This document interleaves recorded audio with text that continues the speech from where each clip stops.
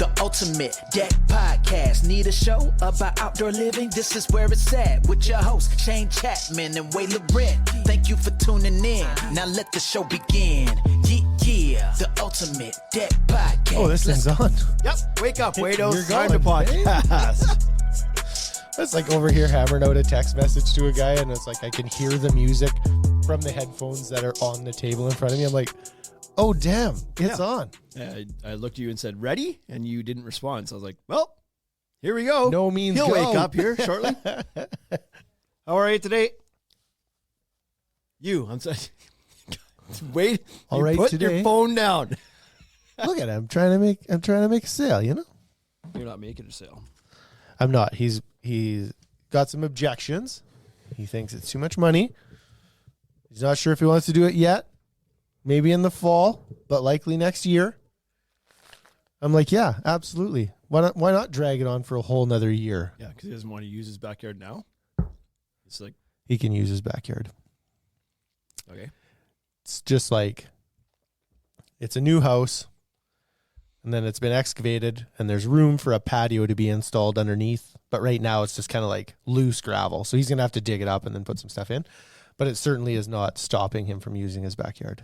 Walks out of the house. There's like a 4-inch, 5-inch drop down to the ground, and then into the back. Because we offer financing. He does now. I told him about it. You're just freshly back from Montana. Tell me how that went. You went down there and What shot a fun event, man. some animals that don't move. Why don't you get into archery? Why don't you do that? Expensive. It is. And my stress levels are too high to be trusted with weapons.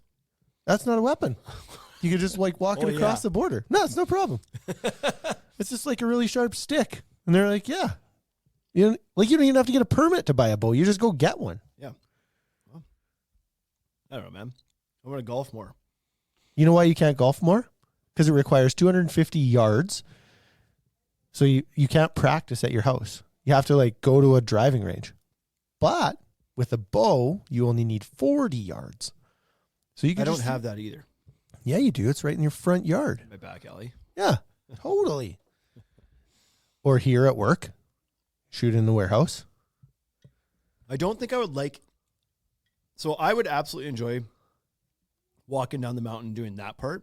Yeah. Going to a range or just shooting like targets and shit, I wouldn't. I don't think I would enjoy that. Well, you have to.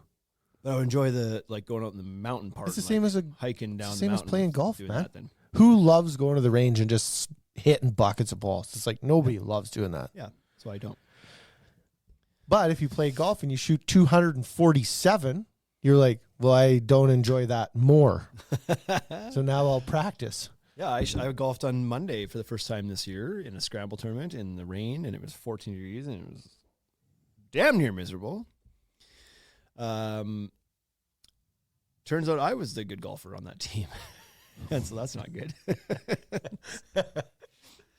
It's like, when you're playing and you step up and hit a ball and you're frustrated, but the rest of the team's like, no, that's awesome! Oh my God, great job! That's such a good so far! You're like, uh-oh. Come on. Shit. I don't know where it is. But anyway, it was I'd still like fun. a new team. Yeah. It's only one hole. So, anyways, I like archery quite a This thing bit. smells like dog food. Does it? This Starbucks Frappuccino coffee drink Mocha in a flavored. bottle. Smells like dog food. Smell that. That smells like shit. No, it smells like coffee. It smells like cream coffee. Creamed coffee. All right. Anyway, story. So I like archery for very much the same reasons I like golf. It's like, it's a game of precision. Very sweet. You're really only competing against yourself, mostly. You know what I mean? Like when you play around at golf, it's like, yes, you can compete against the people that you're in the group with, but really it's about you and just trying to improve and be better. Yeah.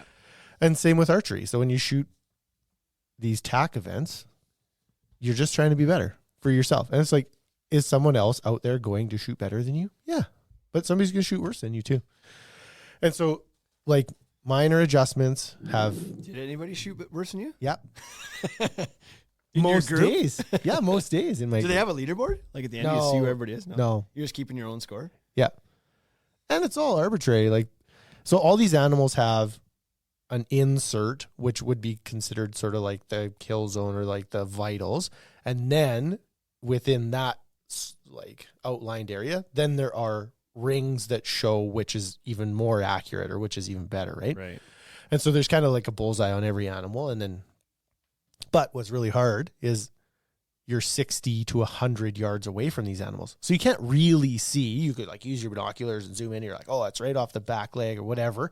And then you shoot and you try and get as close as you can. But really, you're just, like, I'll be totally honest, you're just trying to hit the animal. Because if you just stop my arrow anywhere, because if you miss, the way they set these courses up is there's like piles of rocks behind them, or there's trees all around them. And so if you don't hit the animal, you break the arrow. Yeah. Or you stick it in a tree and you can't get it out. And so it's not bad losing golf balls, right? Because they're like, even if you're using a high-end golf ball, Pro V1, you're like, I only hit Pro V1s. They're $7 a ball. But you can find them on the golf course, and then you can hit other people's $7 golf balls. No problem. Mm-hmm. With an arrow, they're all like carbon and fiberglass and stuff. If it ricochets off a rock and is bent, that it is over. You cannot shoot that. You could try to shoot it again. But if it breaks when you're shooting it, what happens is all the fiberglass goes through your hand that you're holding the bow with. Doesn't sound like any fun. It's not fun. So, and all of the arrows have different like flexes, different spine strength. And so like I don't shoot the same spine that Tyler from Compound does. And so I can't use his arrows. So it's not like golf balls. You can't just find an arrow and be like, oh, I use this arrow now. They're your own. Every time you break an arrow, it's like $15 to $25. Yeah. Okay. And so adds up. Why are you trying to get me to do this? This is expensive. Yeah, but it's something we could do together. Fine. We could do it at work.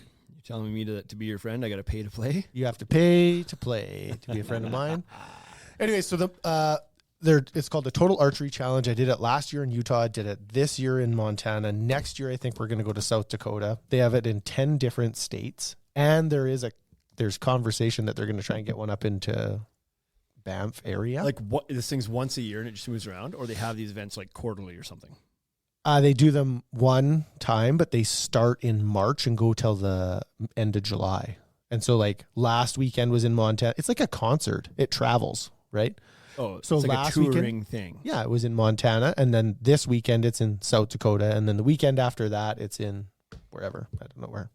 Gotcha. Pennsylvania, So Texas. you just pick the one you want to go to. Yeah, whatever the dates work. Most of them are 3 days. It started in Utah. That's at the end of July, and that's a 4-day event.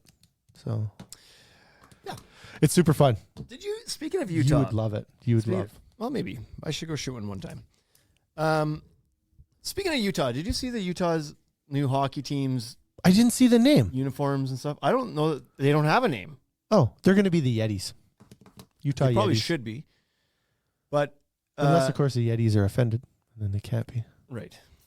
They didn't choose a name, and they're going to play all next year without a name. And no, there's no logo. The jersey is just says Utah on it, and they're just going to be called the Utah Hockey Club or something like that.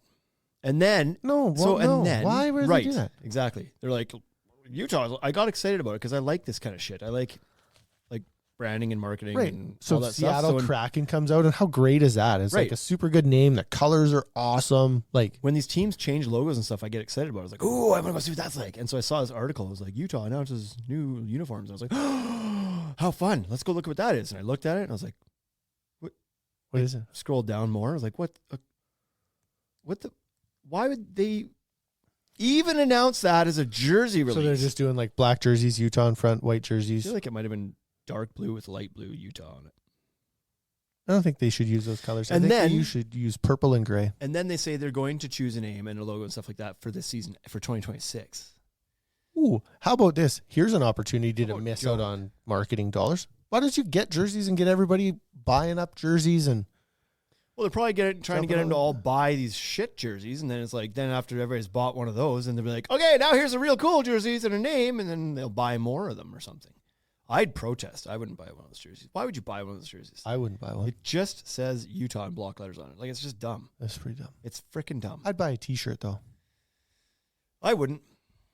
Yeah, you would. Nope. Not until they have a logo. If you were at the game and you had too many Corona Zeros, you feeling loose, Yeah. get caught up in the hype of the crowd, then you'd be owning one.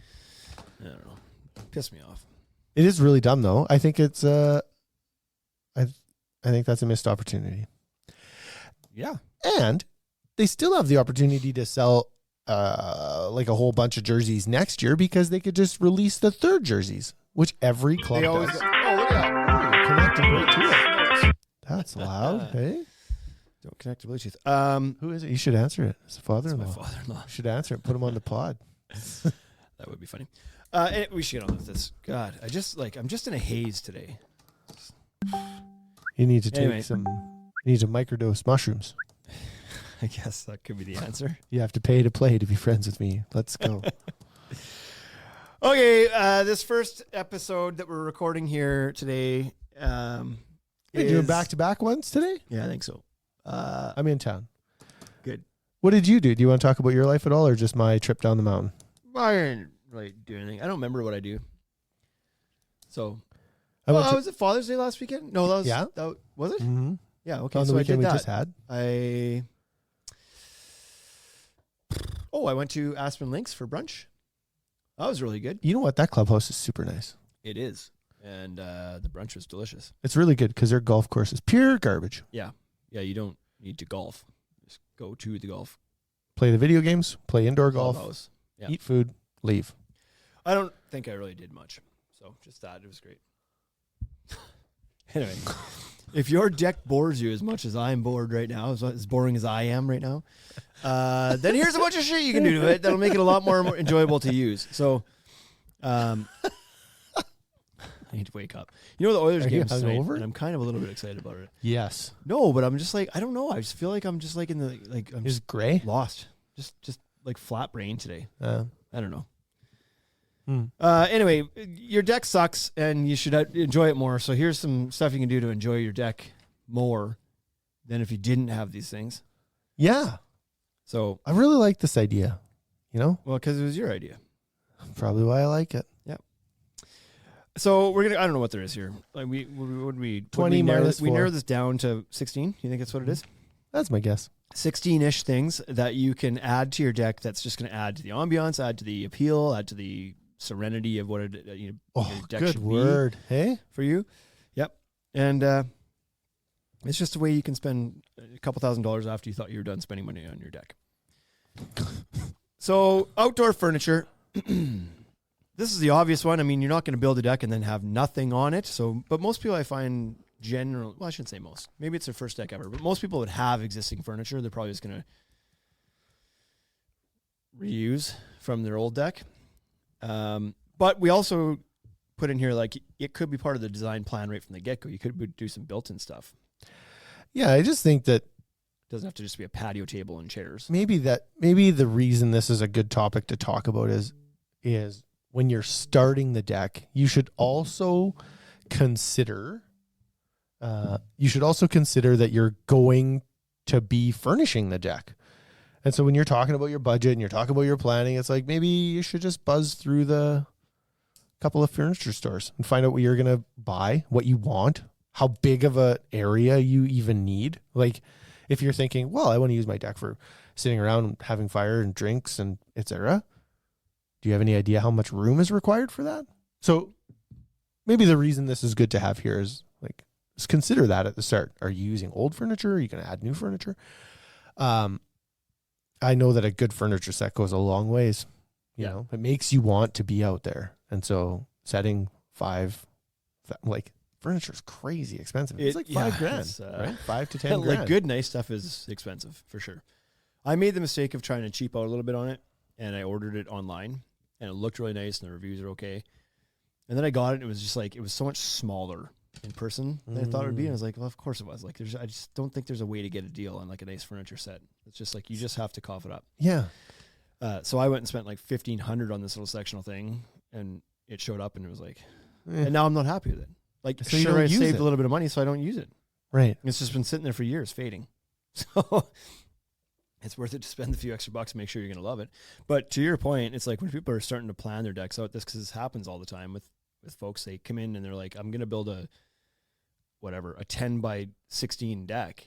And they've just pulled these arbitrary numbers out of their head just because that, I don't know. Oh, that's what everybody says I should have. Right. But they don't think about the function of it or what they're going to put on it and how much space that might require. Or they might just go out there and measure their table and be like, well, my patio table is only 4 by 6 or 4 by 8, so it'll fit.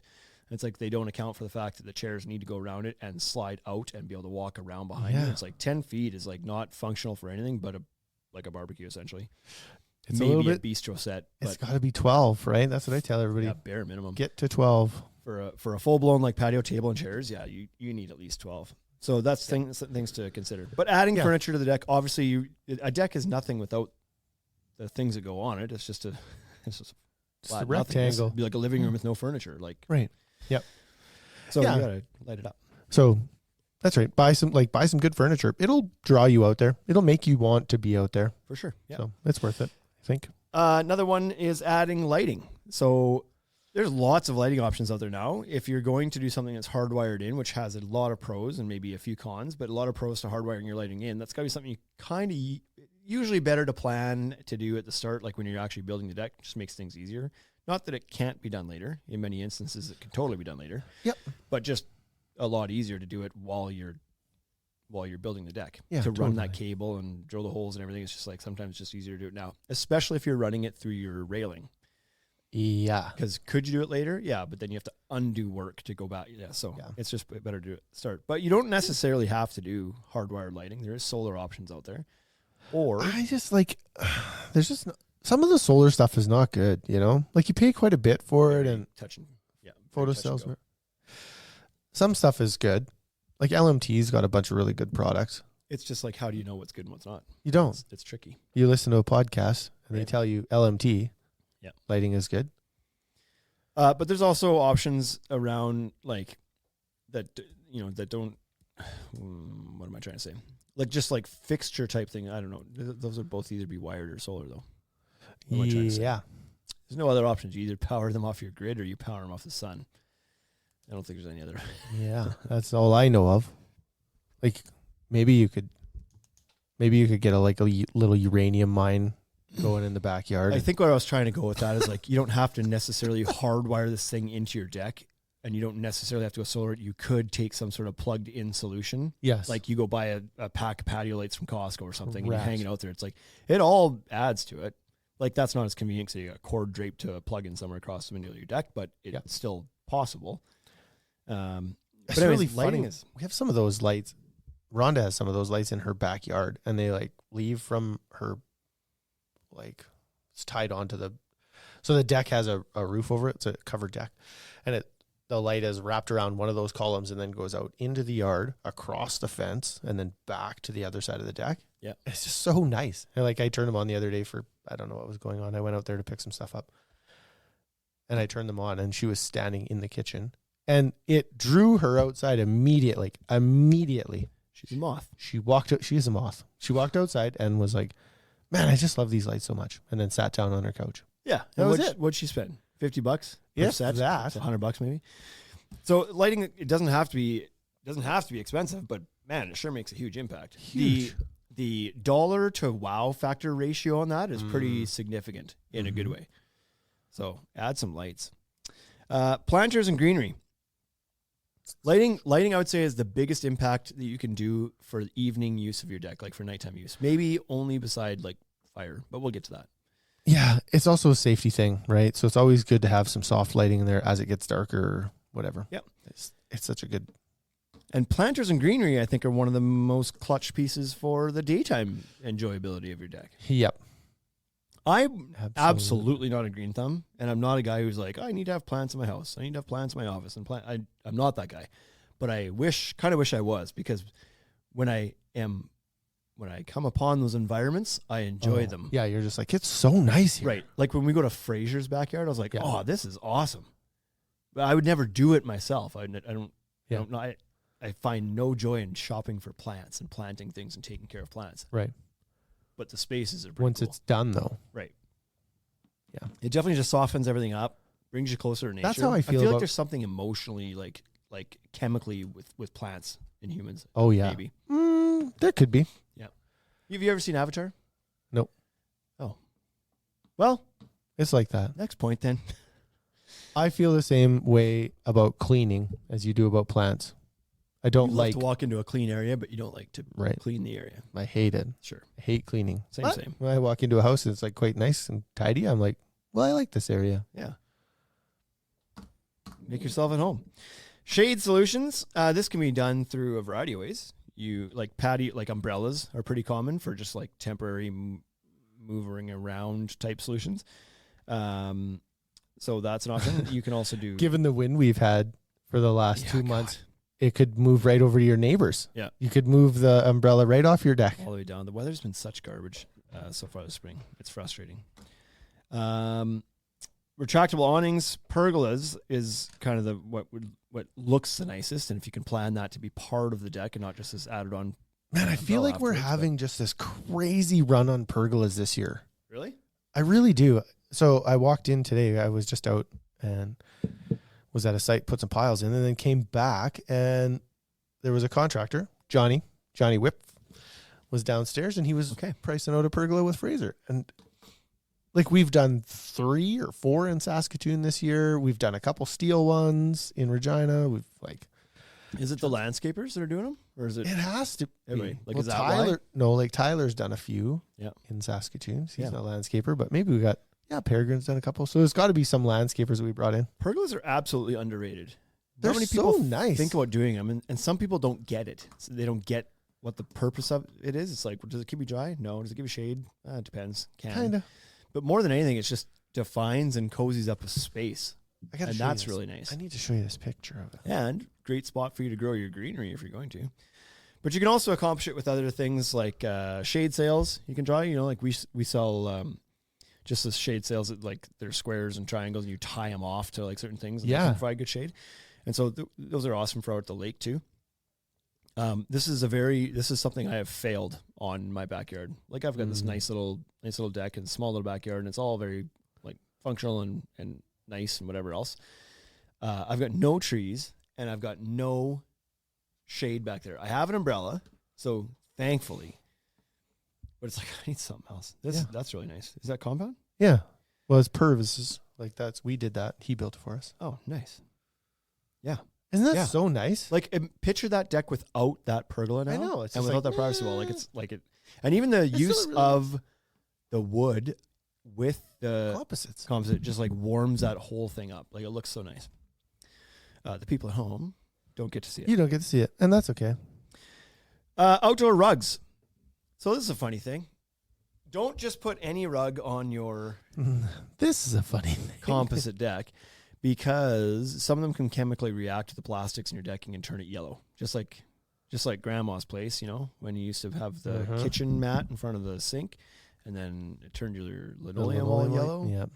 Like that. But if you use like natural fibers, something that's not rubber backed, As long as it's not a rubber backed one. then you're okay. Yeah, that looks oh my goodness. That's the same job with the wave sails He in put it. the wave sails in, and then he put his furniture on it and sent it to me. That's so good. Right? Oh, you should send that picture to me. Just click the button, send it to yourself. And he's got the furniture, and he's got the fire. Like this is the conversation we're having right now. I know. Has he got lights in here somewhere? He does on his stairs. God, All this his guy did steps it and- right. He did. That's really good. So the homeowner put the shade sails in themselves, or what? Like they just went up and they removed them? Or I don't know that for I sure. thought you meant like he added it afterwards, but No. there's- Like that looks so good. he may have done it. He purchased this sails That was a managed install. from us. Yep. Oh, sweet. But I think he did the wave sails. Send me those pictures. Outdoor rugs. So again, that's not true. There's a small functional purpose to them, but I think more than anything, again, they're kind of like just a zone, like a partition. They kind of like give you the impression of like a usable area. Yeah. Can define an area a little bit. But there is a side benefit of they generally are going to save your feet from hot decking if you got decking that gets hot. The rugs can help with that. Yep. So if you have, if you got kids out there, if your decking is darker colored composite and gets quite warm, and you have kids that like to be crawling around on the floor and stuff like that, then a rug can help to make it more usable when it's maybe too hot. There's certainly decking out there that avoids being as hot, but if But it's hot's too hot. late for that, Hot's a simple hot. rug Yeah. can help, right? Even the ones that avoid being hot are still hot. Like Yeah.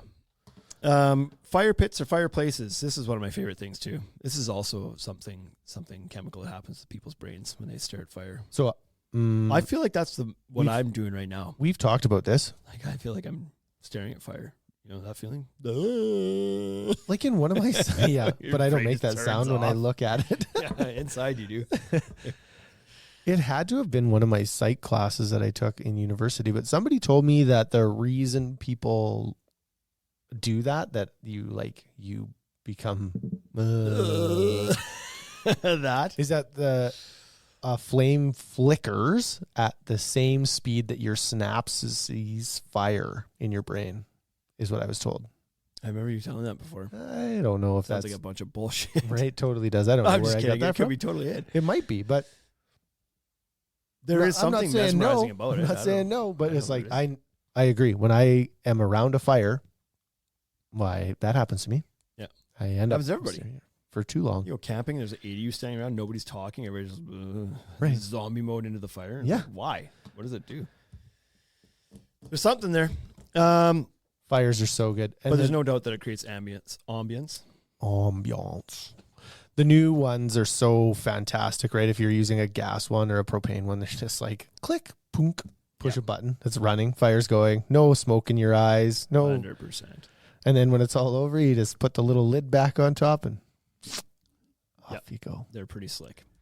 But they also add lighting to it, right? They give you the same effect of the lighting. Yeah. And it dances. So that's fun too. Dancing lights. Water features. Fire and water is another thing that can be mesmerizing. Maybe people don't stare at it as much, but the sound of it. Puts you to sleep. Yeah. You're staring at the Talk about fire. serenity. Stare at the And- fire, listening to water. Out you go. Just piss yourself everywhere. You have a sign on your deck that's like, careful, I'm going to turn on all the features. Yeah. If you're like my other customers, Buy water-resistant patio furniture. you're going to.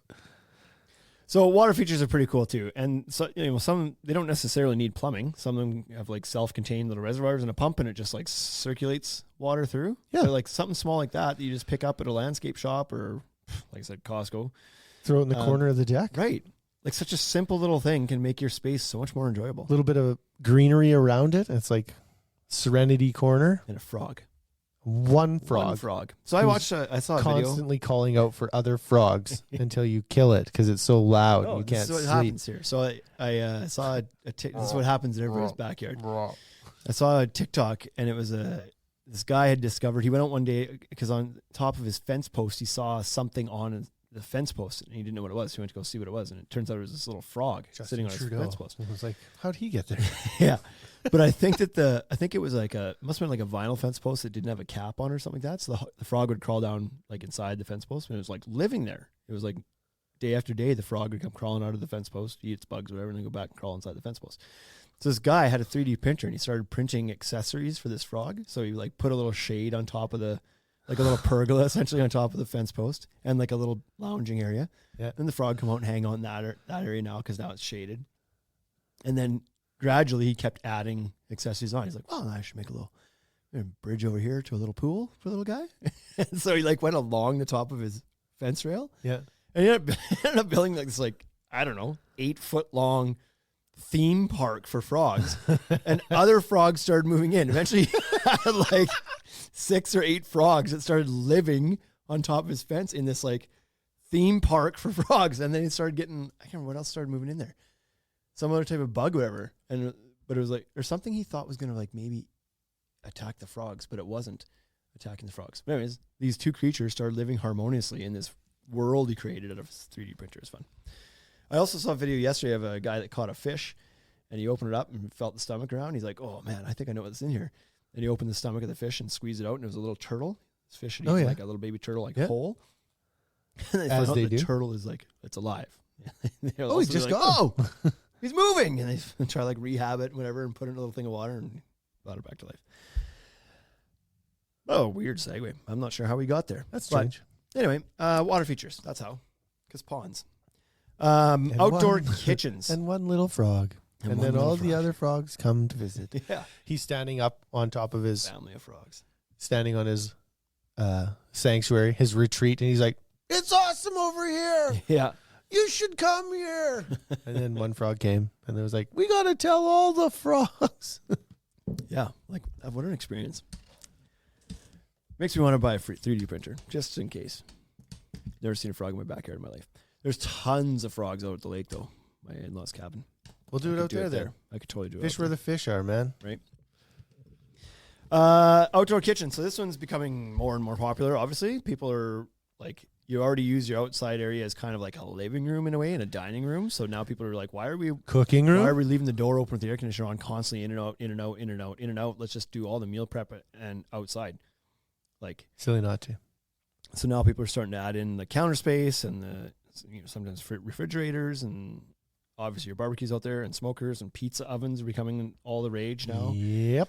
So you can create fully functional kitchens out there. You can get you can run plumbing to it, have little sinks, and like there's all sorts of stuff you can do out there now. It's a burgeoning market.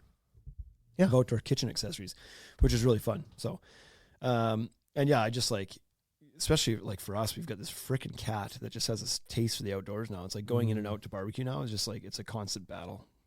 Let it go. Let it go outside. I would love to. Somebody told me that cats aren't lost Kids, man. ever.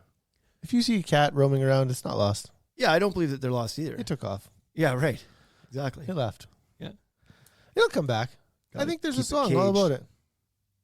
What's the song? Cat Came back. Very next day. Privacy screens. Speaking of things that are all the rage. So Who can you tell me who's not manufacturing privacy screens right now? yeah, like Kraft, I think probably isn't, but that's about it. And I couldn't even really be sure that they're I'm not certain of that. Yeah. You ever see those like brand charts where it's like who owns who in this world? And it's Right. like 4 companies own everything in the world. Yeah. Privacy screens though used to be like people would put up a wood post and some wood lattice, and they'd grow shit on it. Ugh.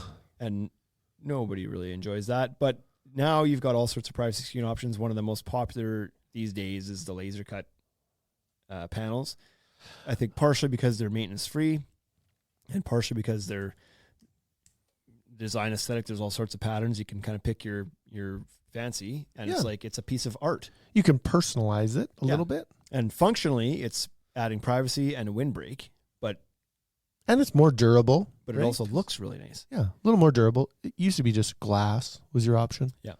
And like if you go back to that picture you just showed me a while ago, like that guy had privacy walls up on the one side of his deck, and like it adds such this That's a room. cozy vibe in there. He has a room Right, built it's on the back of absolutely his a house. room. Yeah, while still being outside in the gentle breeze and so good. Yeah. But privacy screens, to your point, could be done with glass railing systems. We have railing systems that are 5 and 6 feet tall Yeah. that you can put glass panels into. You can do the laser cut things. You can do a composite privacy wall with our Hoff system with the slots on the side of the posts. You could do a wood privacy screen, vinyl privacy. Like there's lots of options out there for it now. So yeah, and a great way to add functionality to your deck, if for no other reason than to block the wind and add the privacy in a city setting for sure. Yep. Entertainment setup. So you can absolutely. You should take this over because I'm gonna sneeze. It's coming. But No, let's just listen. We're gonna listen. Oh yeah, there it is. Bingo. So. Like you want me to take it over? It's like get entertainment stuff. Put speakers on your deck. Put a TV out there. Yeah. The Oilers are playing I tonight. was gonna say. You know what though? I would love to watch Like, the if Oilers you game were out on the deck. Imagine if you were a Winnipeg Jets or a Calgary Flames fan or a Toronto or a Montreal fan. Like you wouldn't be able to watch hockey in the summertime, That would be a foreign concept to you. right? You just you get the very first round of playoffs and then your teams leave.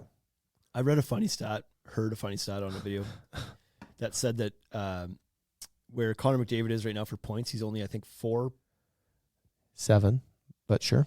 No, maybe he had already surpassed it. So is it 7 points away from Gretzky's record? 47 in the playoffs. But he already has more points in the playoffs. Then Toronto. Like it would put him 5th in points on the Ottawa Senators team for their whole regular season points totals. What he has accumulated in the playoffs. so Holy far. Yeah, he would be 82 number games. 5. Like he'd be like a second liner on like These guys have 80 82 games. They play 82 games. Yeah, and I don't think there was a guy who averaged a goal a game. So they had like some guys that had like 74 and 62 and Oh whatever. my And so goodness. by the time you get down to pass number 4, he'd be there with 40, whatever. He's got 44 points or whatever it is. Right. Yeah, In 13 games, Right. whatever it is. Yeah. Pretty funny stuff. He is unreal. He is unreal. He is. Yeah. He makes other professional hockey players really, really good ones. Best in the world. Look pretty average. Look like. So if you had a TV outside on your deck, you could look up the highlight of how he undressed 3 Florida Panthers and then passed the puck over to Corey Perry to shovel it into the net. Right. You know, as I've been paying I attention think to hockey I more, could be a 50-goal scorer right? on his That's line. how Hyman is a 50-goal scorer. What's your job? Get to the net. Keep Yeah. your stick down. Yeah, be a deflection target.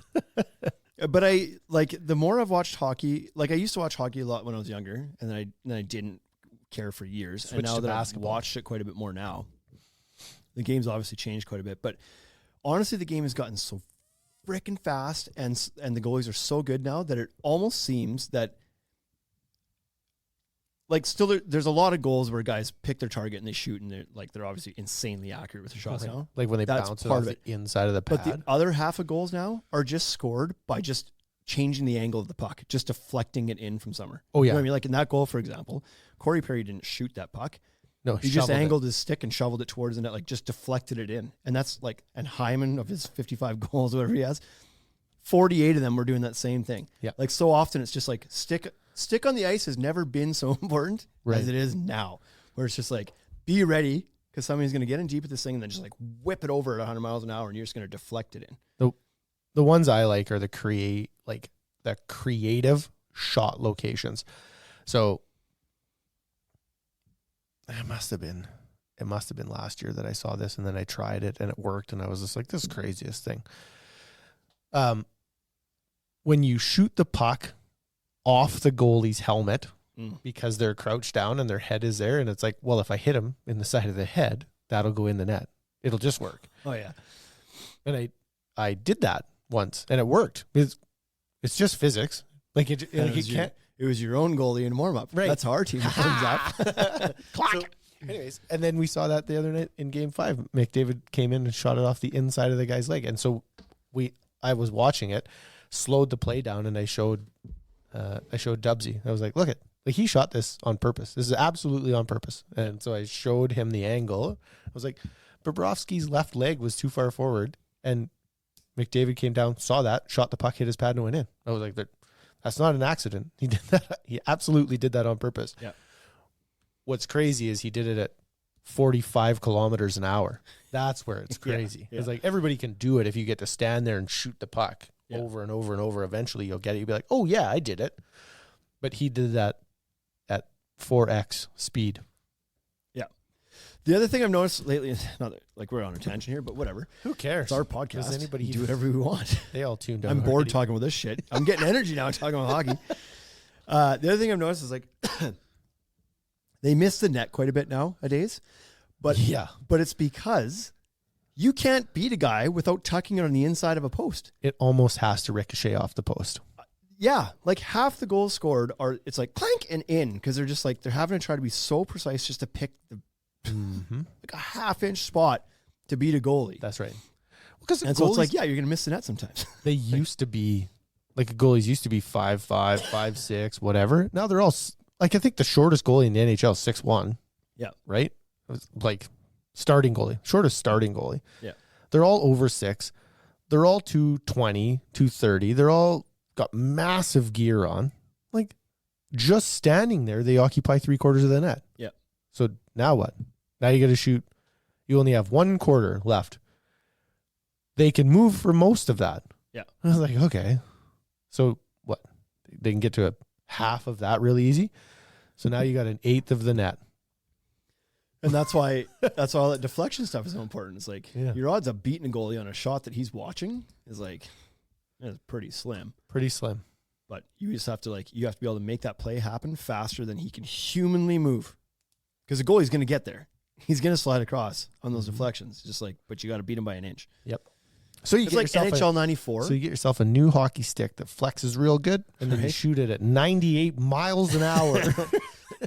NHL 94, or all the NHL games back then, was like the only way, or the surefire way to score was the one-timers. Yeah. It was like you come down the ice, didn't matter what you were doing. It was like just one-timer. Score. It's like that's like the play now. That's how Draisaitl scores all of his goals. Ovechkin. And Ovechkin. Yeah. It's like they just brought NHL 94 Stamkos. to real life. And it's just like, I'll just stand here and one-time them all day long. Sure. Works. Works. And it works. Yeah. Yeah. OV is there.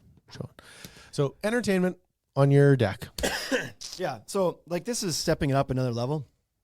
Not everybody can afford to put a speaker system out there and a TV and whatever else. But man, like those that do, like we're all a little bit envious of that, are we not? You know what though? Like, let's talk about this. If you decide to put a pergola up there, and then you buy yourself some wireless speakers and you screw them to the pergola, what's a set of wireless speakers cost you?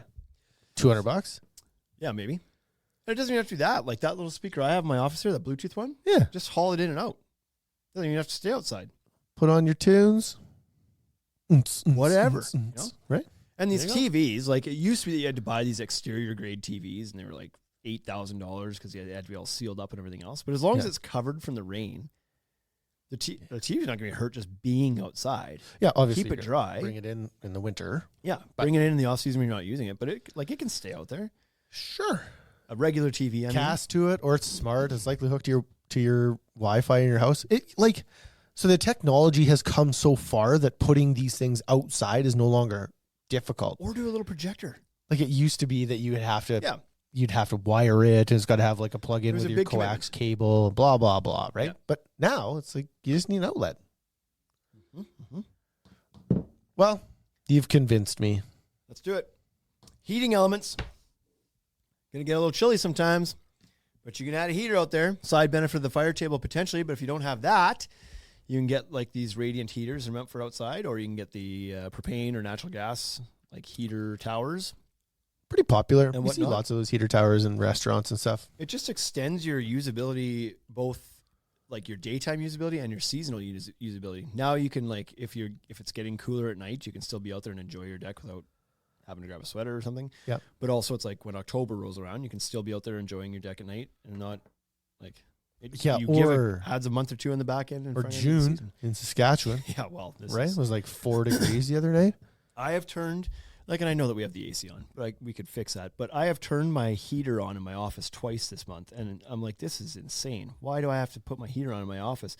And then the other day, I was heading to an event, like a networking event, and Stacy, my new marketing assistant, messaged me at like 5 o'clock. She's like, "Oh, I think I left my heater on at the office. I'm so sorry. Like, I should get back there and turn that off." I was like, "Don't worry about it. I'll swing by after my event." But it was like, why is this? Like, I'm not the only one that's running heaters right now in June. Karen's running a heater in Saskatoon. And then Oh, you got these people from You the can't south see and his the face. east is mad. talking about all this.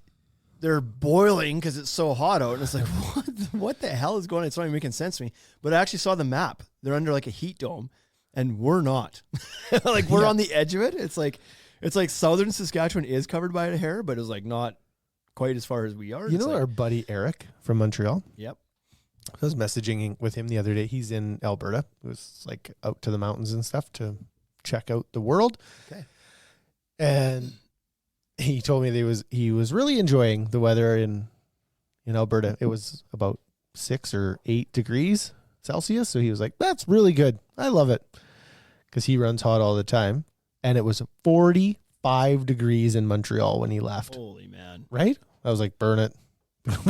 Nobody should live there. 45 degrees Celsius. Was that 110? 115? Yeah, probably 115-ish. Yeah. Could you imagine? If I'd walk outside, I'd turn around, I'd walk right back inside. I'd be like, nope. Yep. Mm-mm. Yep. I could do 40. I could do minus 45 better than I can do plus 45. Oh boy. It's a true story. I can. I am more inclined to walk outside when it's more minus 45 Celsius than when it's plus 45. I don't know about that. You pick your side of the argument. I already know mine. Like, if it's plus 45, there's a chance I am still going to go outside and do shit. If it's minus, like what? like anything. Like, if I Walk had to go out to the and grocery store, I would guzzle. still go.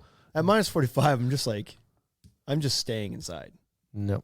You'd walk outside, you guzzle 2 liters of water and not pee. And 45, I would absolutely go do outside activities. If it's 45 is like, you want to go to the beach or go like boating? I was like, yeah, I would love to be in the water right now.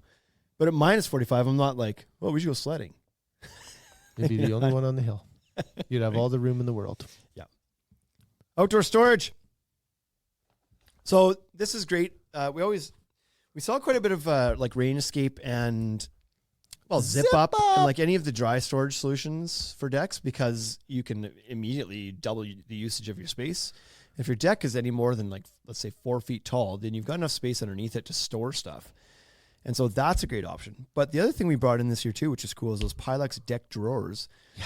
Drawers that they mount like a box drawer on sliders underneath your deck. So like where your skirting is, you would just have like pull out drawers. And that's pretty sweet because you can store all sorts of like gardening shit in there, or like kids' toys or furniture cushions. Because the top and of it is dry, closed in, and you can make it dry, right? Yeah. So those are pretty slick.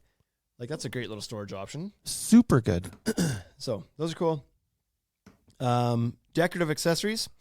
So I know indoors, it's pretty common to like your couch has some pillows on it and some throws, and your coffee table's got a little whatever, some sort Doily. of plant or a doily, or like some pictures. Like you can do all that stuff outside too. Or a Euro mount bear head. Right? But it's a really cool way to add splashes of color to the outside too, because people, I think with their furniture a lot, it's like they pick pretty neutral colors. It's like gray furniture or dark blue furniture. That's true. A lot of patio furniture is like that. Yeah. And so when you see somebody that's like sometimes you'll see it on like people are doing pictures of their space afterwards or something, or it's being staged for maybe a commercial or something, and they have somebody like a designer come in. They always like add these splashes of color through like the placemats on the table. And it's like nobody ever actually does this, but man, it looks so good when they do. And they'll bring in like the pillows. It's like dark navy couch, but then she'll bring in like bright yellow pillows, Right. And then like yellow, That's fun. like placemat on the table, and then dark blue stuff on there. And it's just like all of a sudden it's like this bright, fun space. You can do all that outside. What's your least favorite color? Like for what? Yeah. What Color. Don't you have a least favorite? I don't. You have a favorite. I don't think like favorite's a little bit easier, blue or green. But I don't know that I hate a color. I do. But like I wouldn't do like bright red. Like Oh, if you're asking me about like what color would you not put on your deck for like furniture and stuff, I don't know. No, That I don't think I was tying it to I wasn't tying it to decks at all. There's no color that gives me rage. Brown. Brown. Brown's a good answer. That's a really good answer. I don't like brown either. I especially don't like orange. So that's funny because my youngest right now, my 2-year-old Kendall, Yeah. for some reason loves orange right now. Yeah. I was gonna put a shirt on him the other day, and it wasn't even like all the way orange, but it was like orange-ish. He's like, oh, he was so excited to be wearing an orange shirt. Everything he sees is orange right now. He's like, orange, I love orange. Jake loves orange too. I just hate it. Strange. It's such an awful color. Why? I Have you don't know. always hated it? Yep. I didn't. Yep. I never liked it. That's weird. I know because I'm an Oilers fan too. They're always orange. That's extra weird. I know, but I don't like the color. I don't Strange. I don't have a single, that's not true.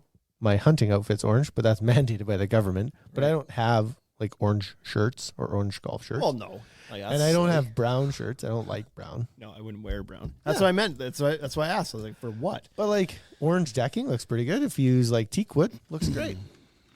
Yeah. Yeah, it does. And brown decking looks really good too. Yeah. Again, got to know what you're asking it for.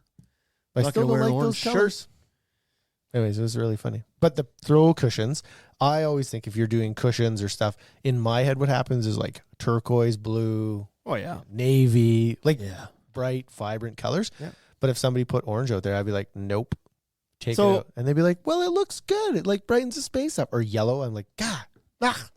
So from a design perspective, I'm looking around here to be like, what do I have that's orange? There's golf balls over there. It's orange. I like when I see like branding that's orange and purple. I like those two colors together for some reason. I Give can't me think of an anything. I example. can't. Like I could Google it pretty easy, but I don't know. Well, FedEx is orange and purple. Fine. Tell me you don't like FedEx? Nope. I choose pure leader, blue and red. Red, white, and blue, baby. Outdoor bar. Yep. Where? Let's go. These are easy because you can put little bar tops on just your deck railing. You can build a little bar top in there, so you can pull up some bar stools to it. That's a pretty sweet way to implement that. You It's can the put correct some height too. bar countertops at your cooking area. So Who doesn't want a little spot like that to set your drinks down or to set a tray on? But I always like this when I was doing more like 3D deck designs and people were doing like a pergola, like a entertainment area kind of thing. Yeah. I always used to love putting a bar table built that would back their primary couch, like their primary furniture. So what do they call that? There's like a name for that in a house. It's like a, I don't remember, but sometimes like when you have like your couch in your living room or whatever, and you have a table behind it that's just like decorative, it's got stuff on it. I feel like there's a name for that kind of table. I don't know that. It's a little accessory table. But to me, it's like the couch can back it. And that way you've got this, like you can sit or lay in the couch and really lounge if you'd like. But, you know, if you don't feel like committing to like slouching down into the chair, you can sit up at the bar table and still have the same view and watch the same TV. And it's like, and if you have multiple people over, you've almost got this like theater seating. People on the couch in front, people on the bar table up higher behind. Yeah, I see. And all of a sudden you can have a crew of like 6 people sitting there watching and they're all like, yeah. So I always like that application of it as well, but it's pretty easy to build that in somewhere if you'd like. Yeah. And they're super functional. Or Like- just a stand at instead of having to sit, just to stand at the bar table. Yeah. So do it. Bug control. There's all sorts of bug, like we have an entire section on our website, a category of products called insect control, I think it's called.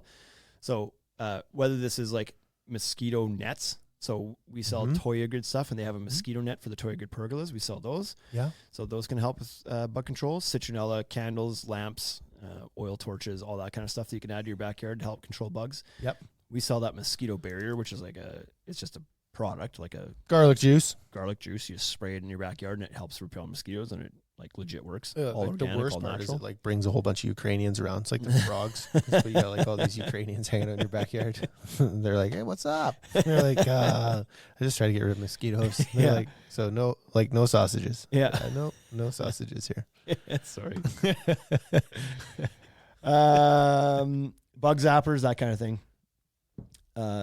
Underrated maybe. You could like, because if you got rampant bugs and mosquitoes out in your yard, doesn't matter how cool your couch is out there. Man, So control the it's insects. so too. awful. That's the worst part. Yeah. And interactive elements. So if you want to put some game stuff out there. So, you know, some people put like a little tiny, like little chip and putt area in their backyard. Yep. I've seen some people that put like a little chipping pad on the deck and they chip Oh, off of the deck. yeah. You got to clear the railing. That can be kind of fun. Dart boards, any like little like Yep. somewhat stationary activities you can do. Cornhole boards is obviously a very popular thing, and some people will often make those with the stuff they have left over from their deck. So You they're could. cutoffs. Yeah. You have even 5 pieces of like 4-foot chunks of decking left over. You can Done. probably rig up a cornhole board out of that. Absolutely. So that becomes, and Trex was even making them for a while. I think they might even still do it. It's like you could get like Make it match. manufactured cornhole boards out of Trex To match materials. your decking. You sure? You could. So that was a big list, man. Is that it? We got to the end. We got I the think games. we did get to the end, yeah. Okay. So don't just build a deck and then expect it to be functionally fun and enjoyable. You got to add the things on it. You got to furnish it. Just like I said, you wouldn't build a house and not put furniture in there. Your living room is you're gonna add a TV and a coffee table and a couch and maybe a computer desk and all like storage for the kids' toys and all this stuff. And then in the kitchen, you're gonna have a table and you're gonna have chairs, and at the island, you're gonna have bar stools, and then you're gonna have like a air fryer, and you're gonna have all that stuff can also be outside on your deck and patio too. Makes me want to like change our sales process and then like tell people about all that stuff, right? But what would happen is we would never sell a single deck because all the deck packages we'd sell would be $31,000 and up. Yeah. Because we would talk about all the furniture and TVs and all that stuff, and then they go to Home Depot and they get a treated one for $1,300, and they'd be like, Yeah. "I go to the deck shop, get $30,000," but then they end up spending almost all that anyways. But they didn't know. Yeah. Anyways, yeah. But plan for that too. Like you said Totally. before, it's like if you have $30,000 to spend on your deck, some people are going to go, "Oh my God," and some people, that's not a big deal. Don't shop with other people's wallets, but save some of that to accessorize and to add some fun and functionality to it afterwards too. Don't like burn every dime you have on the prettiest composite decking you can find. Yeah. Like this is dumb. I'm talking myself out of what we sell, but but I believe it because you should enjoy the space after you've invested the money into it. So yeah, do the $25,000 deck and spend $5,000 or $20,000 and spend $10,000 on furniture, and lights, and the smoker. Totally. And put the kitchen in. Instead of buying the $10 linear foot composite, buy the $5 linear foot composite and put the kitchen in the same price. right, and then you'll use it. Because the prettier composite doesn't add any functionality. They may have some features and benefits you like, Sure. but Yep. I talk about this all the time with lighting. I'm like, when you do a deck, it's like just go one grade less in composite and then put lights in your deck. Right. That's it. Yeah. Like I would do that. I'd make that trade every day, all day. or here's a life hack for you. We offer, this wasn't supposed to be a sales pitch, but this just dawned on me. It's like we offer financing through here. Yeah. And financing is done, it's done as the category of loan, I guess, is like a home improvement loan or like a renovation loan or something like that, which generally has better interest rates than consumer product loans. So you go try to finance a TV from Best Buy, and it's going to, you won't get as good of terms as you do on like a renovation loan, a home improvement loan. Right. So when you buy your building materials, it goes in as a home improvement loan. You can add a smoker and all sorts of this other stuff onto your loan with us. Like, we don't sell all this stuff, but the things we do have, you could put it onto the same bill and finance it all with your whole project and have some of those accessories taken care of on your loan. Right. At the interest rate of what's considered a renovation loan. Yep. I think Fun times. 10%, right? 10%. Yeah. I think it's maybe gone up a little bit since then, but it's a far cry from the 25% your credit card's going to charge. I think 13, I think it's at right now. Oh, I thought it was at 9.9, but I could be wrong. I'm not. I could we just be did too. the posters the other day. I could be wrong. Yep. It used to be, but back when interest rates were 4% or 2%, probably it was likely 9. Now that they're 5 or 6, then now it's at 13. Yeah. So, anyways, still a far cry. A lot of credit cards now are at 28.99. You'd be hard pressed to find anything better than 22.99. Wild. So pretty wild. So it's a lot lower than doing that. Anyway, that's what we got for you to make use of your deck in a better way. Just enjoy it. You're going to invest in it. Get out there. Put get out there. Put a little bit of stuff on it so you go there. Right. Okay, everybody. Thanks for tuning in. We'll see you again next week. Enjoy your summer. Hey, thank you for listening to the Ultimate Deck Podcast. Now you know what we're about. Check the site, come and shop. UltimateDeckShop.com. Hit us right away for sponsorships, or tell us if you want to collaborate. Let's go. Check us out on any social networks. Thank you for listening.